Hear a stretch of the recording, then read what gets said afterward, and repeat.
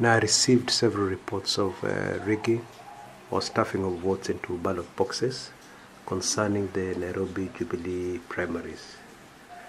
And the reason why I had not yet come out with it was because I had no evidence or any pointers that would support that view. But now I do. Okay? There's a mystery which I want you to help me solve. Yeah? On your screens right now, you can see the vote tally for Mike Sonko, who was standing for governor of Nairobi, and the vote tally for Sakaja Johnson, who is seeking to be senator of Nairobi through a Jubilee ticket. Now, the first thing you'll notice is that Sakaja has more votes than Sonko. Ooh, wow, hold on a minute. Sakaja has more votes than Sonko? How did that happen? Is it that Sakaja is more popular in Nairobi than Sonko? Ha ha ha, go tell that to the birds. Not possible. We know that Sonko is very popular in Nairobi. So what could explain this discrepancy? Because this is really something strange. Sakaja got more votes than Sonko. The difference was actually 24,263 votes. Yeah?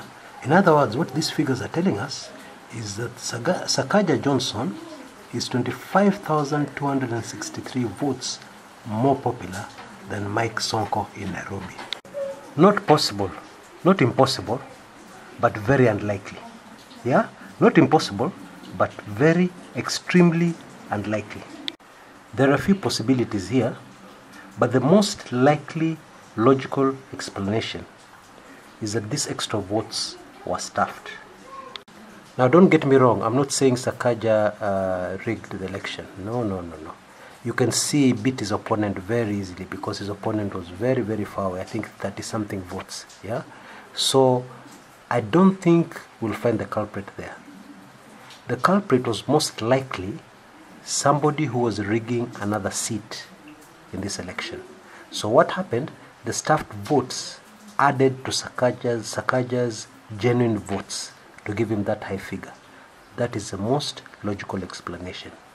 And this should be blatant, clear evidence that there was rigging, there was stuffing of ballot boxes in the Nairobi primaries.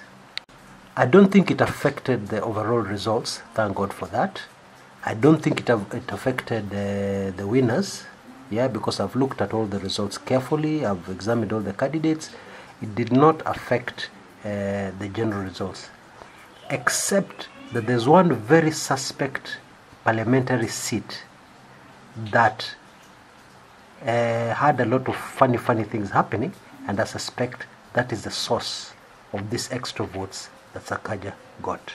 Now, if you're a member of my club 1999, you'll be able to read the name of that person who most probably stuffed these votes. I already had reports from the ground. Even his opponents complained, and I had genuine, from very reliable sources, information that this person was doing that. But I suspect this is conclusive evidence that what I was being told about this particular character was true. Now, you may be a bit lost, so let me just explain something. Normally, when people go into a polling station to vote, they vote for all the seats. Women's rep, MP, senator, governor, and so on. Okay? Now, if you wanted to rig a particular seat, let's say you are standing for MP, and you wanted to get some extra votes into your box for MP. Now, the way to do it nowadays is that you would have to put votes in the other boxes. Why? Because it would be suspicious if your votes were more, and it would look like some voters walked in, 30,000-40,000 voters, voted only for you, did not vote for governor, did not vote for anybody else, and then walked out of the polling station. Okay? In fact, there was a very interesting case in 2008 in Thika, where the court agreed what had actually happened during those presidential elections. What had happened was that the results were just crazy because the president had so many votes, yeah, And these votes were not reflected down the line, not reflected with the MP, or not reflected with any other seat except the presidency. So to avoid that nowadays, you would have to stuff the votes of another candidate.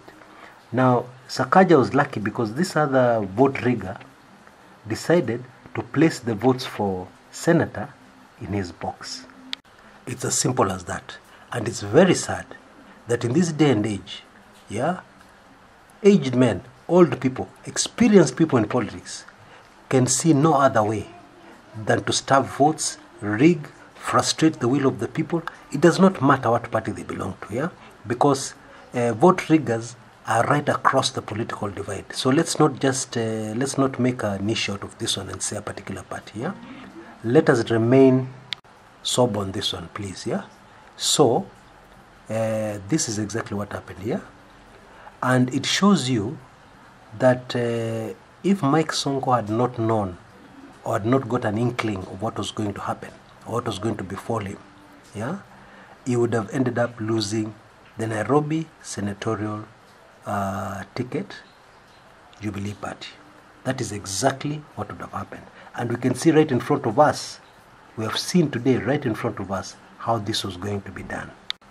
Just head over to the Kumekucha blog. You'll find out how to become a member of Club 1999. It's very easy. It's virtually free. In fact, in less than a minute, you'll be a member of Club 1999. Then you can be able to find out the identity of that person who stuffed these votes. Okay, I have very, very conclusive evidence that that person was stuffing votes. I believe that this is further evidence to support what I already have.